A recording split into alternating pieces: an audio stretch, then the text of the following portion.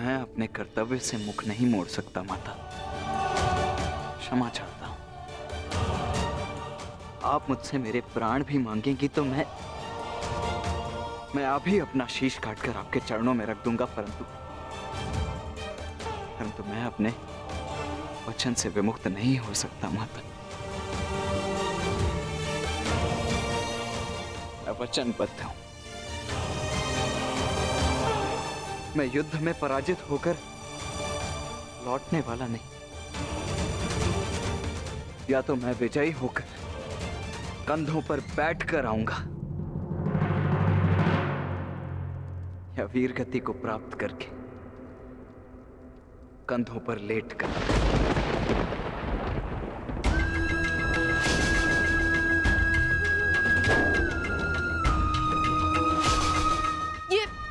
ये आपका पुत्र क्या बोल रहा है? अब आप सुन रहे हैं ना? मैं आपसे हाथ जोड़कर विनती करती हूँ स्वामी, रोकिए इसे। आप ऐसा कैसे होने दे सकते हैं? कुछ कीजिए। करना तो तुम्हें है सुप्रिया। ममता और कर्तव्य में संतुलन करना है। तुम एक योद्धा की माता हो, तुम्हें अपने हृदय को कठोर बनाना होगा। मेरी अनुपस्थिति में हमारा पुत्र इस महायुद्ध में अत्यंत मुख्य भूमिका निभा रहा है। मुझे उस पर गर्व है और तुम्हें भी होना चाहिए सुप्रिया। युद्ध में पीछे हट जाने वाले वृषसेन का पिता होने से अधिक युद्ध में बलिदान दे देने वाले वृषसेन का पिता होना अधिक श्रेष्ठकर समझता हूं।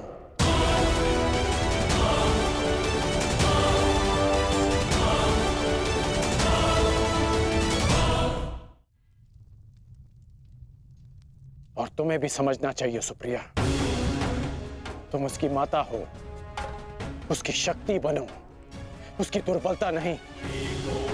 हर मनुष्य अपना लक्ष्य चुनता है और मैंने और वृषसेन ने भी अपना लक्ष्य चुन लिया है। हमारा लक्ष्य ये महायुद्ध है और युद्ध बलिदान मांगता है। और यदि वो बलिदान मेरा या मेरे पुत्र का होगा तो हमसे अधिक भाग्यशाली और कोई नहीं होगा सुप्रिया। परंतु मैं इसकी माता हूं। हर कोई जो इस युद्ध में है उसकी भी माता है। वो भी किसी का भाई, बेटा, पिता या पति है। यदि हर माता तुम्हारी भांति विलाप करने लग जाए तो इस युद्ध में योद्धा रिक्त हो जाएंगे। जब युद्ध क्षेत्र में मृत्यु समक्ष खड़ी होती है तो योद्धा पुकारता है, हे मृत्यु,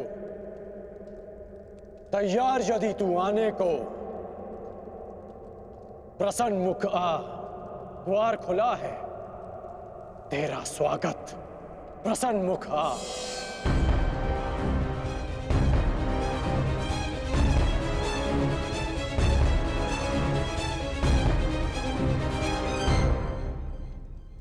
तू महायोद्धाओं के समक्ष एक दुर्बल माता कैसे जीत सकती है?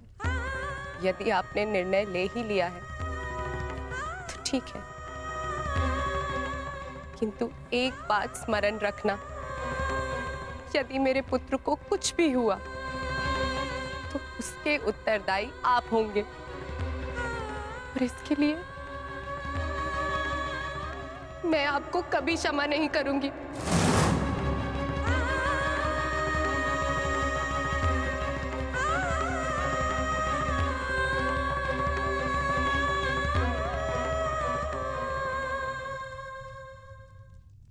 आज युद्ध भूमि में पांडवों का प्रयास था कि दुर्योधन पर वश पालें।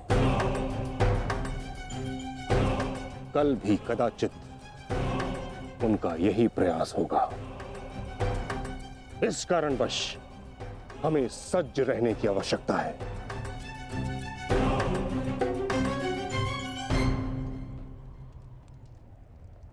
कल हम गरुड़ व्यूह की रचना करेंगे और इस व्यूह का नेतृत्व स्वयं मैं करूंगा।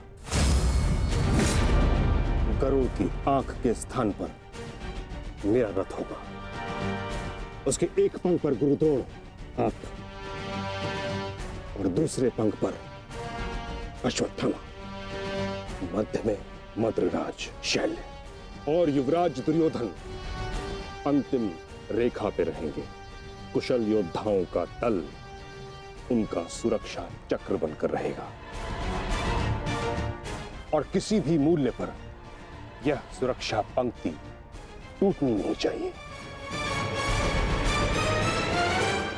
ये लीजिए, ये नई रणनीति लाए। पितामह, आपकी अब तक कोई भी रणनीति सफल तो हुई नहीं है।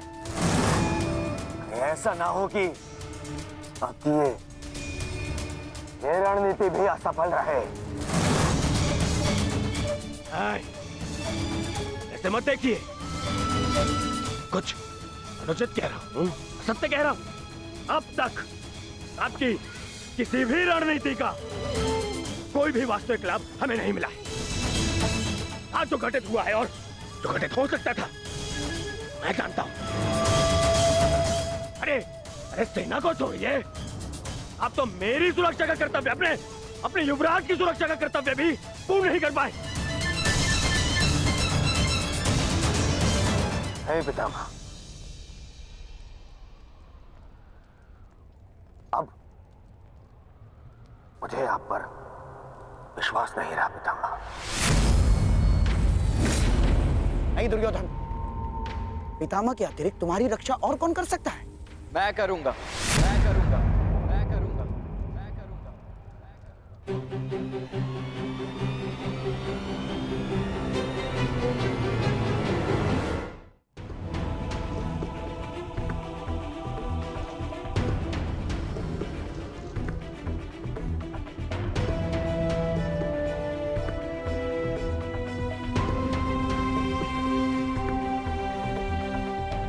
मैं मानता हूं मैं महामहिम के समक्ष कुछ भी नहीं, और मैं हृदय से उनका सम्मान भी करता हूं।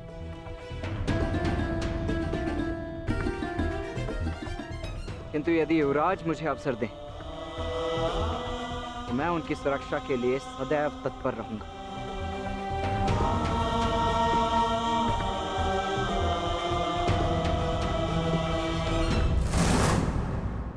आपका क्या मत है वासुदेव? कल कौरव किस रणनीति के साथ युद्ध क्षेत्र में उतरेंगे?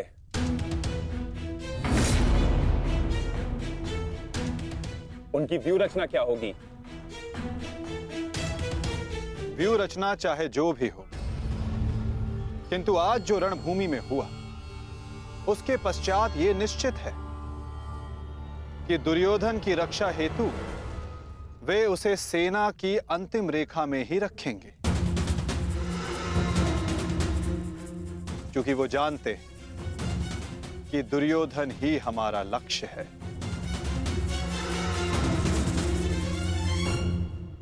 यदि ऐसा है तो फिर हमें कौन से व्यू का उपयोग करना चाहिए माधव? अर्धचंद्र व्यू पार्थ।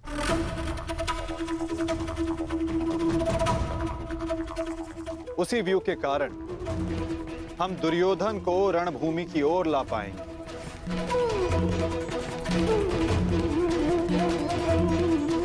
और यदि दुर्योधन व्यू से बाहर नहीं आया तो ये उसकी दुर्बलता समझी जाएगी और मानसिक पराजय भी।